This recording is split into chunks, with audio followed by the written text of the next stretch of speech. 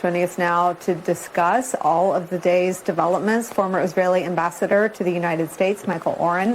It's nice to see you again. I'm sorry the news continues to, in some ways, become more dire and more tragic. I wonder if you can just first tell me your understanding of the sort of state of readiness and when, it sounds like it's a when, not if, the next phase of the war begins.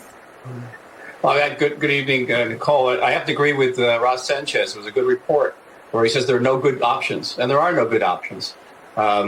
Israel has to respond to Hamas. Israel has to do its utmost to uproot and annihilate Hamas so it can never again threaten our civilian population. That's clear, and that's agreed. Close to 100% of Israelis understand that, and they understand the cost in terms of the danger to our own soldiers going in there.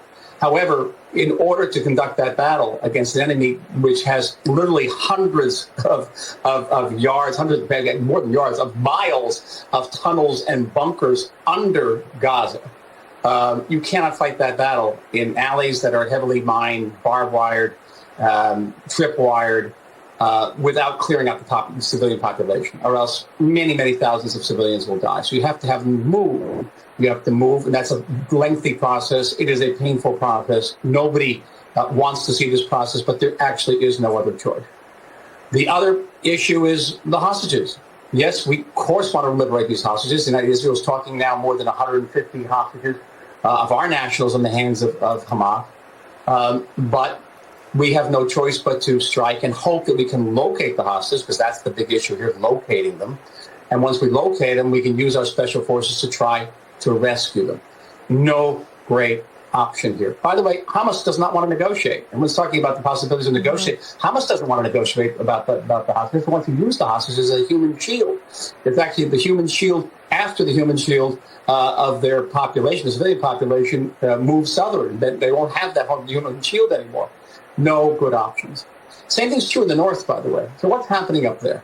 Hassan Nasrallah, the head of Hezbollah, is finding very, very hard to sit there, sipping tea in Beirut, while Sunni terrorists are fighting Israelis in the south. His own Shiite terrorists are not doing anything. So there's a matter of legitimacy at stake here. And so what is he doing? He's firing several dozen mortar shells across the border. 4 Israelis have been killed so far.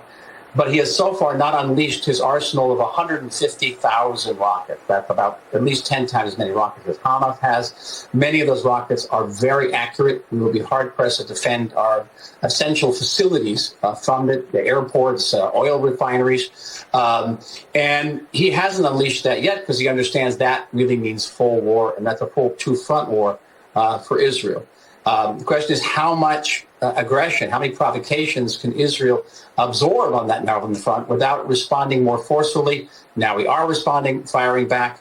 And the situation, powder keg all around. And I haven't even talked about what's happening now in Judea and Samaria, the West Bank, with Hamas attacks there as well, Israel responding, and the possibility of domestic terrorism as well, because we've seen that in the past. All told, a very complex, dynamic, and combustible situation, in addition to all the human tragedy.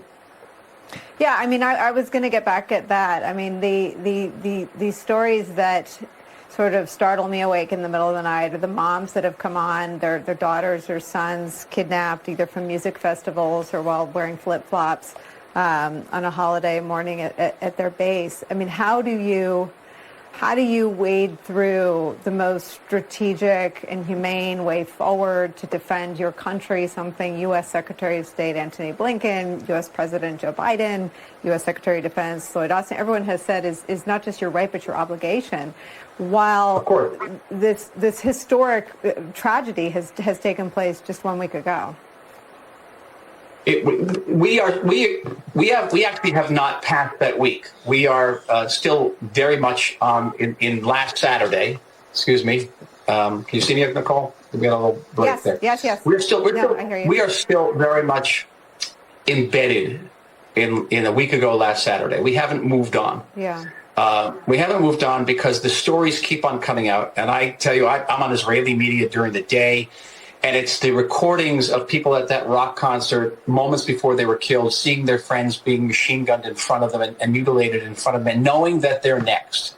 It is haunting beyond years. It's listening to a health worker who was the first on the scene on those kibbutzim, the kibbutzes that were slaughtered, and saying, you know, I've been doing this for 20 years. I've seen bus bombings in Jerusalem. I've seen mass terrorist attacks. There was nothing in my life that prepared me to see what I saw there. Short of cannibalism, the terrorists did things to this body, the bodies there that no human being could imagine. I mean, we're hearing these. We're still in Saturday. It hasn't ended for us. I just found out about an hour ago that one of my best friend's daughter's best friend was taken captive, and her entire family was killed.